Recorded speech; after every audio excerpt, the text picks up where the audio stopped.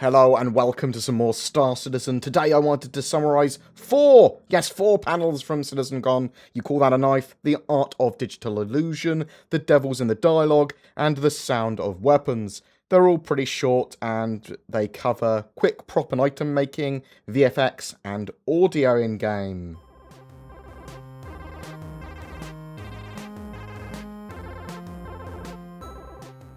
So, let's start with You Call That a Knife? The panel showed a variety of concept items they made for CitizenCon. The audience there then voted on which items would be added to the game by raising hands and making noise and things like that. The A variant of the trophy was chosen by the audience to be made as an actual in-game prop, and part 2 of the blade of a knife, and part B, although it was C that they actually used in the end, it seems, as the handle for a knife. These were then made by the devs during the course of CitizenCon, and then later shown off. The CitizenCon logo on the trophy that they made rotated around. It was a little hologrammy thing, but they're going to give these props and assets a bit more polish in the future. The knife had a glowing edge to its blade and actually was pretty cool.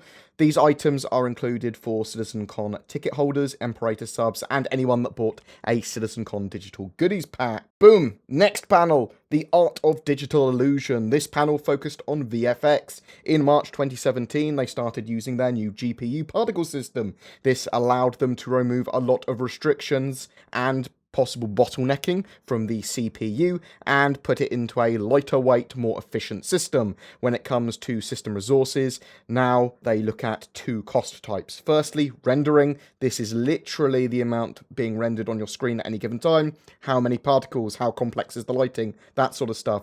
This is typically the same cost though on GPUs and CPUs.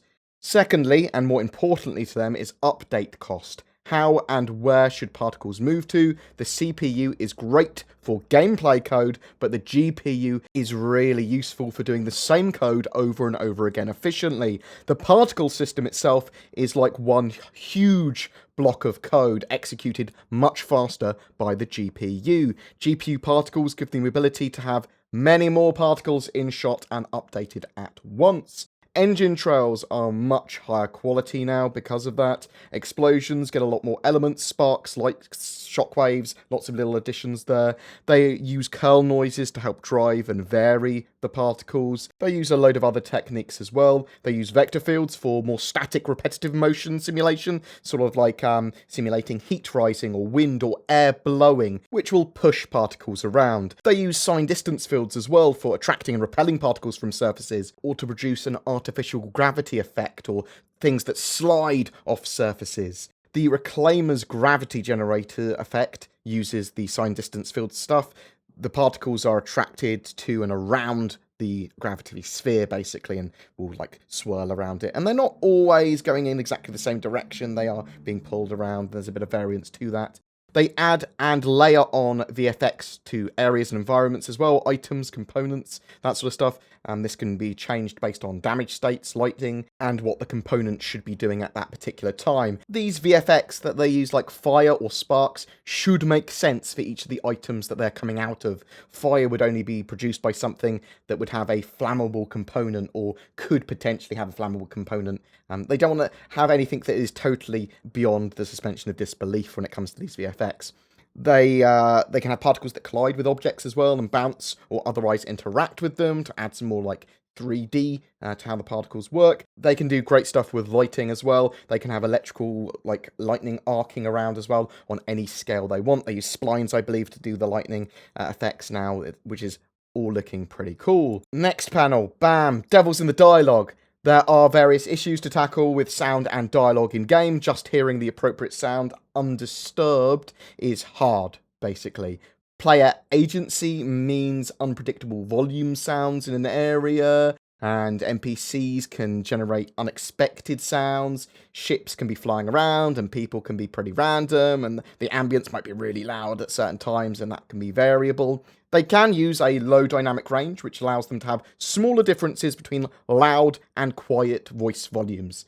It's a more cautious approach and allows you to hear the very sort of like lowest tones of a character, but They can also basically boost the volume in this method as well, so you can at least hear stuff, although you are losing some of the nuances. High dynamic range can allow them for a better range of loud and quiet, but it makes some dialogue incredibly hard to hear, especially the quiet stuff. If something's loud in the background, you're not going to be able to hear what the character's saying.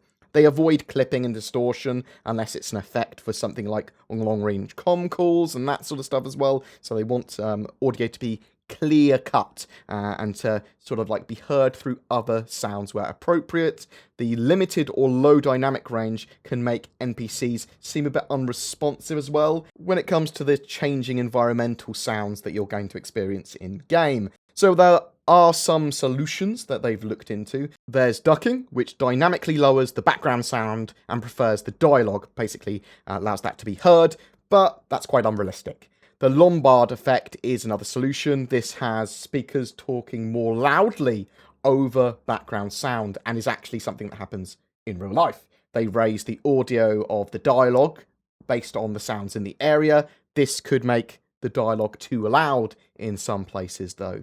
What they've decided on is partly limiting the dynamic range. So what they do is they keep the loud parts loud, and they just keep that at the same volume, and then they raise the quiet parts if needed when compared to the background sound. So they will only raise the lower parts if needed based on environmental and, people running about and hitting each other and shooting each other with guns and ships flying around, so that they can be audible. This takes the best of all solutions for them, and this will be added to a future release of Star Citizen. We do also know, in addition to this, they've talked about previously the sort of sound focus they have, which will allow you to look and focus on something to allow you to hear it better, which I believe does actually just tone out all other sounds when you're focusing on a particular thing. This allows you to sort of like eavesdrop, or if you are having problems with the environmental sounds or whatever, to literally just focus on a single target and have that option there at least. Boom! Fourth and final panel, the sounds of weapons. Weapon sounds are a huge part of gameplay, obviously.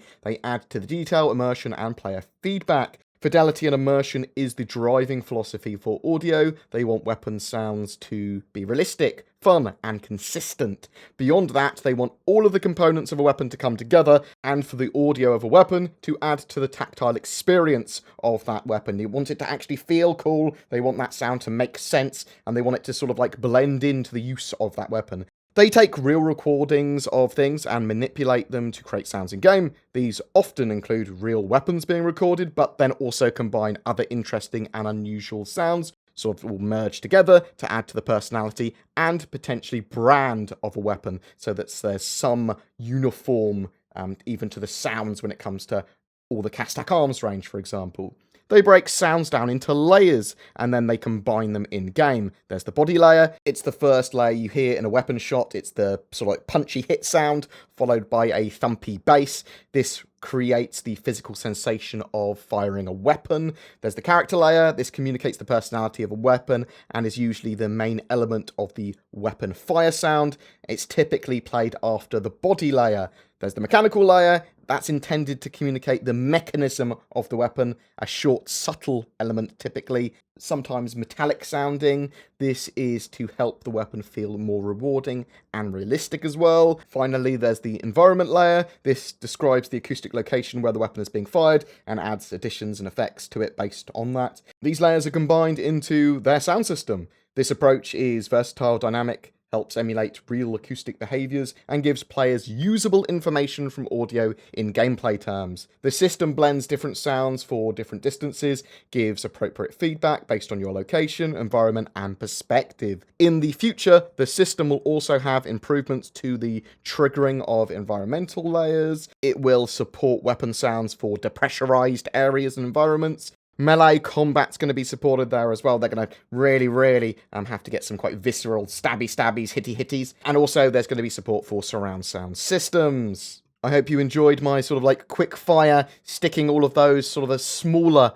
CitizenCon panels and presentations together in a single video. Tell me what you think in the comments below if you want to ask any questions on those, if you want me to dig deeper onto any of those elements, or you just want to ask something about those panels, and then please chuck them in the comments below. If you don't have Star Citizen yet, be sure to create an account with the links below to receive 5,000 UEC, the in-game currency, as a bonus, and to participate in any free flight. Every month we have a ship giveaway. For November, I am giving away a Saber Raven, Star Citizen game package, and a CitizenCon 2948 digital goodies pack. All you need to do to be in for a chance of winning is be subscribed to my YouTube channel and comment on any of my videos made during the month. More details below. If you would like to further support the channel, the links to my Patreon and donations are down in the description below as well. If you are considering getting or upgrading your gaming PC for Star Citizen or any other game for that matter, instead consider the Shadow Cloud gaming service. It's a subscription-based service that leverages your internet connection to turn any appropriate device, whether it be an old PC, smartphone, tablet, and more, into a powerful Windows 10 gaming PC. It's been working well in the latest 3.3.0 PTU patch of Star Citizen. I'm going to try and maintain a best practices guide on my website as well. More information is available in the links below, and if you do decide to try it, use the code BoredGamer to get a discount. Thanks for watching, guys, and I'll see you in the verse.